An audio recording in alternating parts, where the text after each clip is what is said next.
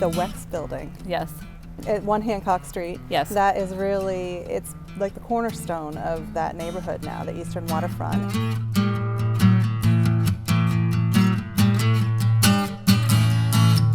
How were you exposed to women at the top of the corporate ladder? I'd like to welcome our listeners to the Boulos Beat podcast. I'm your guest host today, Jessica Estes, filling in for host Greg Boulos. The Boulos Company is Northern New England's largest real estate commercial services firm with offices in Portland, Maine and Portsmouth, New Hampshire. We've been selling and leasing real estate since 1975. This is a series providing insight into Maine's movers and shakers and business people. Speaking of business people, I would like to welcome Melissa Smith. Jess, it's great to be here. Yeah, Thank you. It's nice to have you. So Melissa is the CEO of WEX, and you began in WEX at 1997 as a senior financial advisor. Forever ago. You worked your way through numerous roles, including CFO and President of the Americas, and now you hold the company's most senior position. You served as CFO during the company's IPO in 2005. You've continued to spearhead WEX's dramatic growth.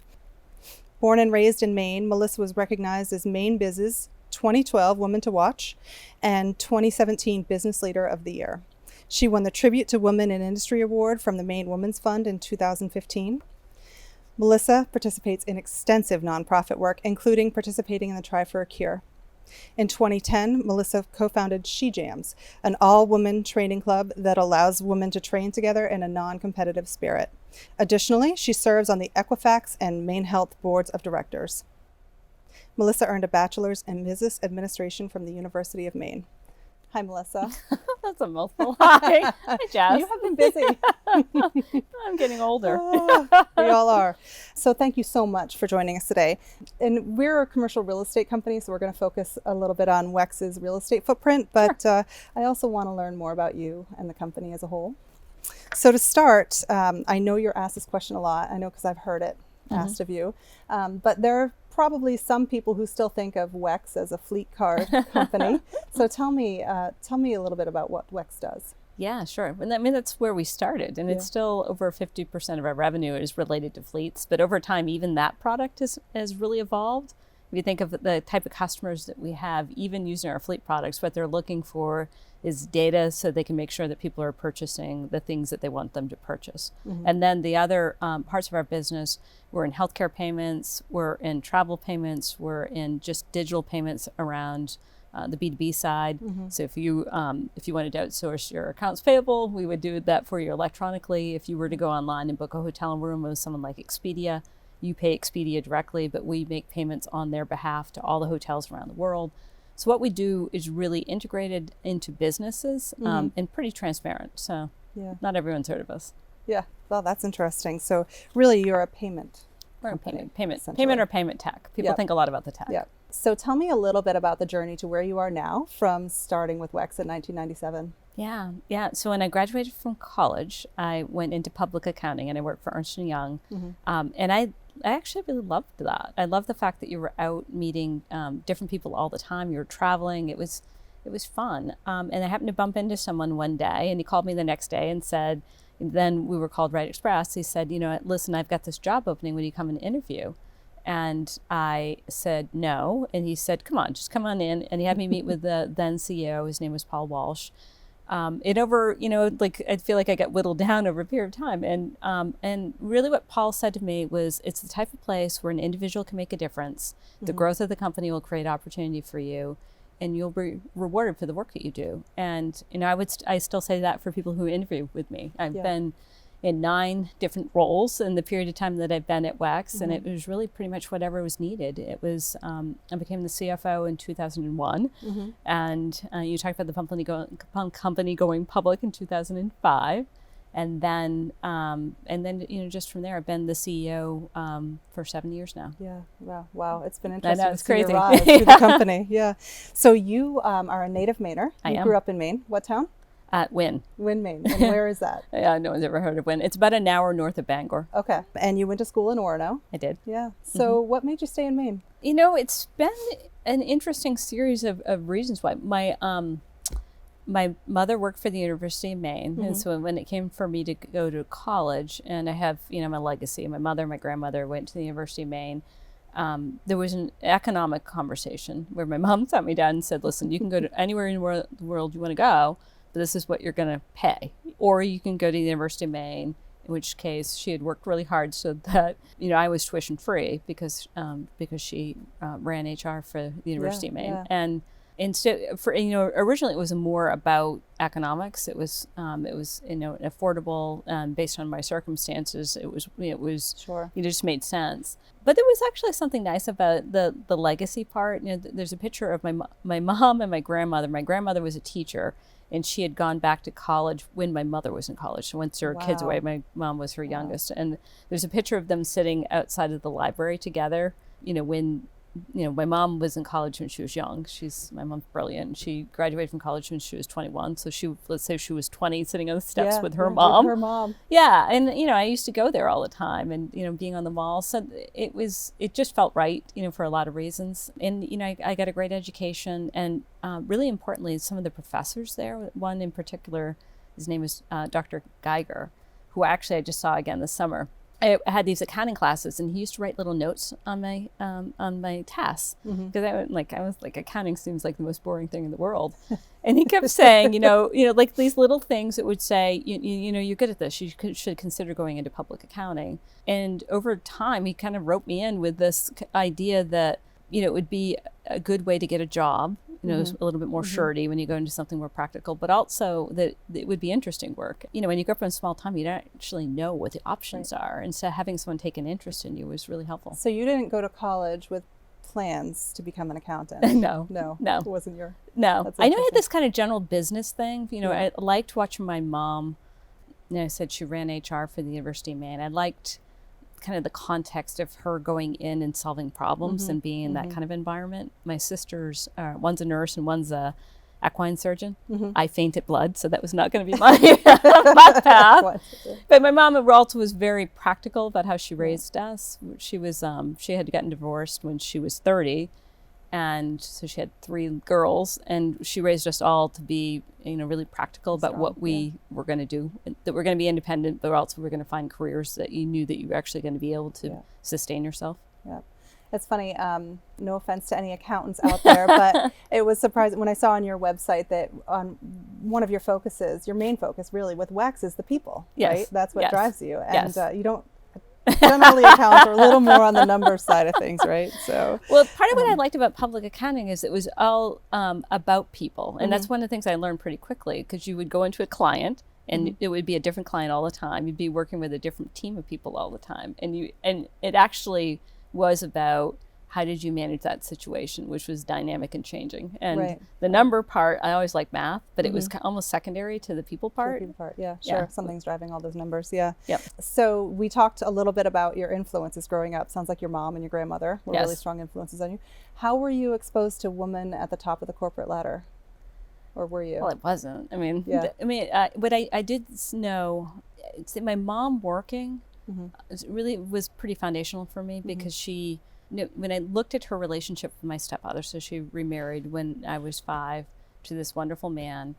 But he would cook and clean, and they had this partnership in the house. And I really think, that was the model I grew up with. It wasn't gender defined. My mom, she worked just as hard as he worked, and they shared the responsibilities in the house. And so, and she always said to me, she pushed, and she would say, why not a lot? When I'd come in with a list of excuses, so let me tell you why I can't do this. She'd be like, oh, really? She would really probe into that. Why can't you do that? And I feel like that constant push, as irritating as it was in the moment, was really important to just making sure that I didn't self-limit what I was capable of doing. So I didn't have any exposure to any executive anywhere. But eventually you learn to ask yourself the question, right? Why not? Yeah. And then when you meet executives, they're just people. You just realize that, if you can connect with that person, and the work is interesting, but honestly, most of what we do in life is all about people. It's about relationships. That is for sure. So back to Wex, your company is pretty important in Maine's economy. How many people do you employ inside and outside of Maine? So we have about 1,250 people in Maine right now, and we have about 4,000 people outside of Maine. Outside of Maine, wow. Yes.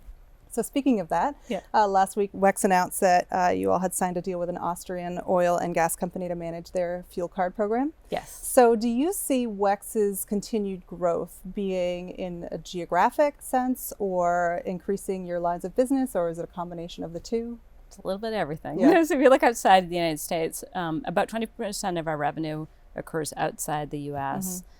We actually just acquired a couple of businesses that were based outside the United States, and so we just added into our international capability. And if you look at a market like Europe, we just started. We only have about 1% market share in a number of products in Europe. And in Asia, I'd say in many cases even less than that. So we have a lot of opportunity. And at the same time, we keep growing in the United States. And so, for us, we focus on just make sure the products we have are unique. It's based on a really strong technical foundation. And then we really pay attention to the relationships we have with our customers. The Wex Building. Yes. Do you call it the Wex Building internally? Yeah, I guess we do. Yeah, headquarters we call ourselves Wexers. I like that. At 1 Hancock Street. Yes. That is really, it's like the cornerstone of that neighborhood now, the Eastern Waterfront, and it's kicked off a transformation. A bunch of other companies are now either located there or planning to relocate there. So what factored into your decision to move the headquarters office to downtown from South Portland? First of all, I love our space. Yeah. It feels like beautiful. us. It has this, I don't know, there's like an indie feel to it, which it fits the culture of the company. And I love that. And I love the fact that every time that we've moved and to a different headquarters over the years, it's kind of a physical representation of where we are right now, and in each case, they've been these big leap improvements. And, so I love where we are. In being on the water, seeing the boats move and the people walk around, there's a vibrancy that we were really looking for. We had actually tried to move downtown. It's probably been looking for 15 years, maybe. Maybe not that long, but a long time. What really interested us with being downtown was our employees being able to walk around, to get access to food easily, being able to be outside. And I'm a big believer in the connectedness to nature and being outside and how important that is. So, and so just having the running path right there is really great. You see employees out there, they do fit, well, normally not in this environment, they do, they do classes just outside of the building. And so it just happened to work in this case, since we kept probing and looking for options. At first we wanted everything to be together. That was our original thesis. And then actually our board pushed us and said, you're a global company. You have offices all over the world. And so why does everything have to be together? And that really was freeing for us to start to think about the fact that maybe we could do this in pieces, and not everybody in Maine had to be in one location. And that really freed up the opportunity to do this, to do this building. And we've got a great team of people who worked on it. We hired someone who runs global, all our global real estate. He's been a really great add, and he made a huge difference on this. We are taping this podcast in March of 2021. So we're about to hit the 1-year mark of kind of when the world changed. And a lot of companies had to shift to working from home, yours included, primarily. So tell me a little bit about what you learned about your company and its people in that dramatic pivot. Yeah, it's kind of crazy when you think back on it, because at the time we were agonizing over, which offices did we close, when did we close them? And at one point I remember looking at the woman who was running that part of the business and said to just shut them all down. And we were one of the early ones that went to work from home, and we did it globally. And the thing that amazed me is how resilient, people were. Everyone went to working from home virtually overnight. And the sense of connectedness that we have in their culture, that's really stayed. And I give the employees a lot of credit, because a lot of things have happened at a grassroots level. We had these impromptu happy hours and impromptu coffee breaks, and people have really done a great job of taking care of one another and nurturing one another in a really difficult environment. And I would say the other thing that's been surprising to me is our customer. A lot of our business comes in from just new sales, and our new sales have been it's just really phenomenal. So our sales and marketing teams have just been amazing. That's just great. kind of pivot and went into a different environment and have been able to be really successful. So resilience, I think, was really my big thing as as I reflect back on the year. And I'm so grateful of how people have really been compassionate and caring with one another. People I can need imagine where being in your shoes, you would have been a little bit nervous about, especially sales, where you're unable to travel. You can't go meet customers, and that probably required quite a change. Yeah, well, I mean, the environment's been difficult for everybody for different reasons. You know, for us, we have this repetitive business model where when someone comes, a customer of ours, their spending patterns are normally quite predictable. And so as we bring on new business, that fuels growth for us. And in this environment, the hard part was, suddenly we didn't know what was going to happen to that predictable part of our business. And so what we've said to the people at Wex is continue to take care of our customers. We don't know when that activity will come back, but it will. And if you can bring on new business, at the same time, then, this is, it's going to be a difficult period of time, but it's not a forever period of time. And I think that helps. Someone once said to me that success is not a straight line. And if you kind of look back at the company, and you can see this in our stock price, it's an upward trend, but it's not a straight line. Right. And, in these periods of time, you learn things and they're formative. But I think the more that you have that kind of that hard stuff behind you, where okay, this is not going to be easy. We're going to go through something that's not going to be forever. It actually helps you be calm when you're in the middle of a hard time now. And so I feel like the people who've been there for a long time, really dug in and said, okay, parts of this may not be fun, but we will get through and we'll get through it together. Take the long view on it. Yeah. And so do you anticipate that the majority of Wex employees will be back working in an office of some sort at some point? That's really, really great question. When we survey our employees, it is very clear right now from their feedback that they do not want to go back to the environment that they were in before. And when I say that, I mean that they want a lot more flexibility. And I would have said we tend to be actually quite flexible to start with. But, I was actually just talking to some employees last week, and what they said to me was, I would never have expected to like working from home, but I really do. And I don't want to give that up. And so I think what we'll end up doing is being really quite flexible, even more than we were before, around people's ability in certain roles to be able to work from home. And I think you'll find this hybrid model. Most people want to work some from home and then some in the office. And that's I would say by far the majority of people want to blend. There are outliers, some people who want to totally be in the office, that would be me, and some people who want to be totally home. But the majority of people just want the ability to have it be a little bit more fluid. Yeah. Before the pandemic hit, there was a rumor that Wex was looking for a fairly substantial sort of, I don't want to say back office, but an operations center in the suburbs. Yes. So has that been put on hold, and do you see it coming back? It has been put on hold, and really for the reasons we just talked about. When we started talking to our employees, it was clear even early in the pandemic that people really wanted to work in a different type of environment, and then they were. It's actually interesting because the space that we have on Hancock Street is really designed well for that type of setting where people have an ability to come in, collaborate, because it was set up to be highly collaborative. And they want to be in the office for collaborative time, but a lot of people want to be home for other parts of for the deep work. Right, when they have time to concentrate. And so we just had to take a pause and see. We want to listen to our employees. We want to know what they want. We want to make sure that we give it some time too, because that could evolve. But I would say that it's been pretty consistent feedback throughout the course of the pandemic. We've done multiple surveys, and they're saying the same thing to us. Very much what you see in stats and other companies too. I would say ours are very aligned. Pretty typical. Yes. Yeah.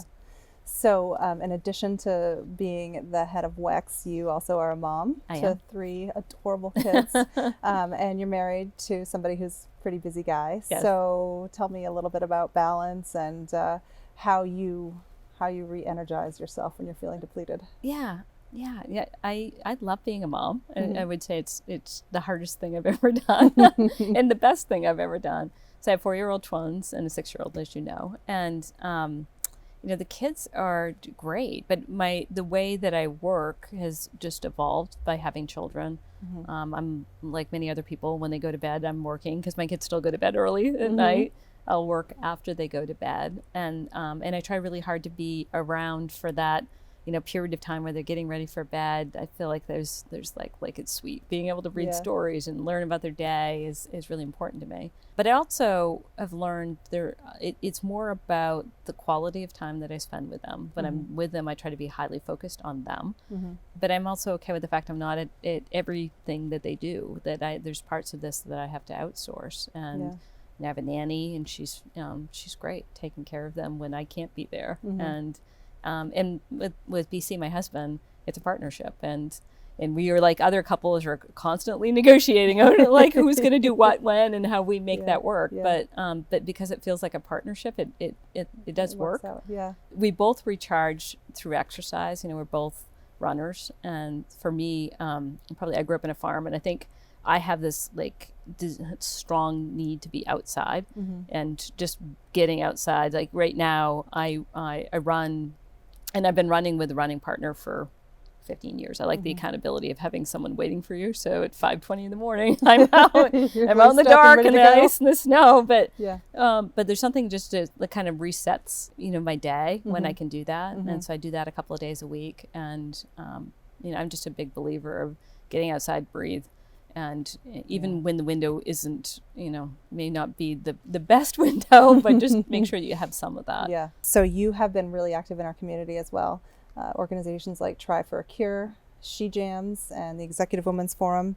And it does seem like when you see an unmet need, you just kind of jump in. So tell me a little bit about what inspires you to get involved. The one thing I'd add to that is it's jumping in with other people, as you know. Like Collaboration. I mean, because I am limited in time, but I'm not limited in intent. And so what I want to do is fill the piece that I can fill. And I think some of that comes back from growing up in a small town where, if you don't step up, no one else is going to. You can't look over your shoulder and run. There aren't just a lot of people there.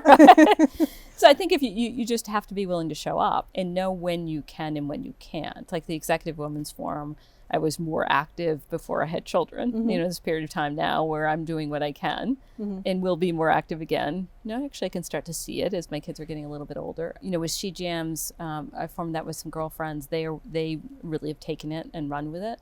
But to your point, what the kind of the thesis around a lot of these women groups is that I feel like women need other women, and and for me, it probably started with the Executive Women's Forum, this feeling of really needing to connect and with other women and being able to share what I was experiencing with people who would understand it. And I remember the first meeting I went to with some friends we had set up to originally start it.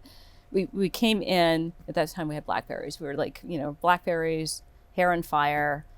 And there's just a sense of, okay, these are my peeps, this is somebody who can relate to the same thing I'm going through right now. And that normalizes it and it makes you not feel like you're the outlier. And the same thing with She Jams. It was about bringing in, we had done the Try for a Cure.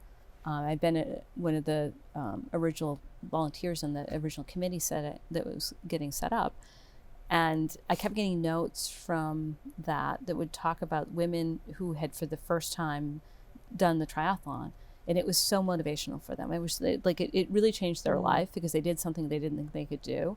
And She Jams came from that, from we want to figure out how we keep that going because we want exercise and connection to not just be for elite athletes. We want it to be something that people feel like they can do kind of regardless of their physical level. And what I love about She Jams is there's women in their 70s and women in their 20s, and they really share and connect. But it, kind of across all the things that I've done, it has to hit me at a kind of like a soul level, to be worth the time and effort. And then I have to do it with other people. That's important to me. And Speaking of Executive Women's Forum, in late 2020, somebody that you and I both know personally passed away. Yes. Too young. Yes. And I know she had a profound impact on both of us in different ways. She lifted up a lot of women. She was inspirational to a lot of people. And when you talked about what she meant to you, she was a former Wexer. Mm-hmm. You mentioned that you probably wouldn't be where you are today if it wasn't for her. And you mentioned sometimes that she would just pop into your office and you two would connect. So I guess I was curious, after we had that conversation, I started thinking about what women need from one another and should be giving to one another from a professional perspective. Yeah. And I wondered if you wanted to talk about that a little bit. Yeah. You're of course talking about Catherine Greenleaf, who is was a dear friend of mine. And Kathy, what I'd say about Kathy, there's so much I learned from her, and we shared that. She taught everybody so much. What I really walked away from Kathy, she was so gracious with her time. And as your point that I would be sitting in my office, I'd be working late at night, and in would walk Kathy, and she would just say, "How are you?" or something that would be a really simple question. And she wouldn't let me give a curt answer. There was no shortcutting the conversation. She would dig and probe, and she would be able to take your words and help you really digest, what was really at the root of, what was going on in your life, and give you just some wisdom. Like, she was so encouraging of me to be able to have kids and have a career. And she was one of the few women that I knew that, and she has lovely children. Yeah, and she certainly had it all. But she did. Yeah.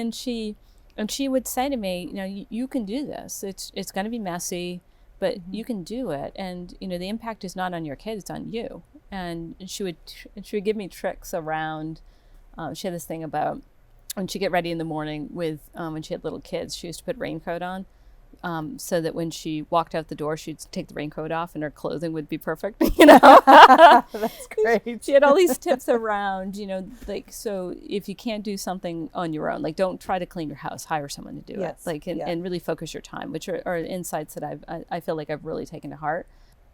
But I'd say the kind of the bigger gift was her time and her willing to really connect and listen. And when I think about other women and what we can all do, it's making sure that you're there for them. And because I think women sometimes think other women have everything figured out. They, there's this nugget of self-doubt that sits in there. Yeah. And again, if you can, one of the things Kathy did a really great job of exposing messiness, making sure that you knew she wasn't perfect, and sharing from that. And I think that the more that we can do that with other women, to say, listen, if you went into my house in the morning, it's chaos, it's, right. And it's beautiful, right. but it's messy, and making sure that people know that that's okay and that's normal. And also advocating for other women and drawing them up. That's why I'm such a big believer in networks. We have this woman at Wex,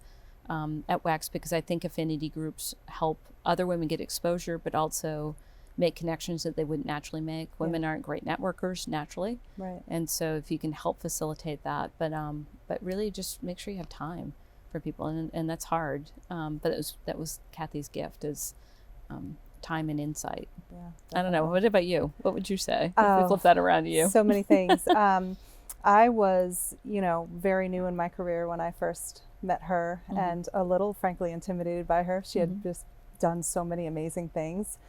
So I kind of just took a risk and asked her if she wanted to go for coffee. And we ended up getting together on occasion in Yarmouth and having coffee in the mornings. And she was just so inspirational. And what you said about how she could take something, whatever is going on in your life, and sort of boil it down to a couple of salient points, and then give you almost a life hack to get around it, just a new way of thinking about things and approaching them that was very freeing in some way. Yeah. And a generosity with her time. Yeah, for sure. Because part of that worked is you were the only thing that mattered to her in that moment. Yeah, absolutely. Very focused, and yeah. So I think that it's on all of us to carry on Kathy's legacy and pass it on to. I agree. Yeah. Today being International Women's Day. Today being It's International the pinky Women's pledge Day. to help other women. Absolutely. Yes. Absolutely. Yeah. So when you came in today, Melissa, you mentioned that you would listen to NPR on the way over here, which Yes. I had actually listened to the same thing, and it talked about it was based on women in the workforce and how the pandemic has had an outsized impact on women in the workforce. Do you have any thoughts about that? Yeah, it's disturbing. I was listening on the way over, and they're talking about potentially like a 25-year setback. And one of the things I observed is that women are less likely to ask for what they need, and so they might leave without actually making the ask. And so I would hope that anybody who's here who's either listening to a woman make the ask or needs something different than what they have in their life, that they before you assume it's going to be a no, to, if it's more money or if it's a flexible work arrangement or whatever you need, because at the kind of the core of this, it's childcare, that's driving a lot of the issues where women are really bearing the burden of that, and it maybe even asking your partner to to be willing to help me out here. Team I said effort. it's a team effort, Yeah, and it is a negotiation that happens. And so I think that part of why we're going to be gearing even more flexibility is because we want people to be able to have both, and I think we've proven in this pandemic people can have a lot of flexibility and still do well and still get their jobs done. So I'm concerned by it, and I think that more is going to come, and we'll learn more as we go, but I do hope that employers are thinking about how they can support women through this, and because it's an important part of the workforce. It makes sense economically. Certainly does. Yeah. All right. Well, thank you so much for your time. Oh. It's been really, really a pleasure to have you here. That's great. Yeah. Thank you, Jess. Yeah. This has been great. And you can learn more about WEX on their website. www.wexinc.com. And on Facebook and Twitter at WexInc News, LinkedIn at WexInc, and on Instagram, Wex at Work. Yes. Yeah. If you'd like to learn more about the Boulos Company, please be sure to visit us at www.boulos.com. You can find us at the Boulos Company as the Boulos Company on Facebook and LinkedIn, and at the Boulos Co. on Instagram and Twitter.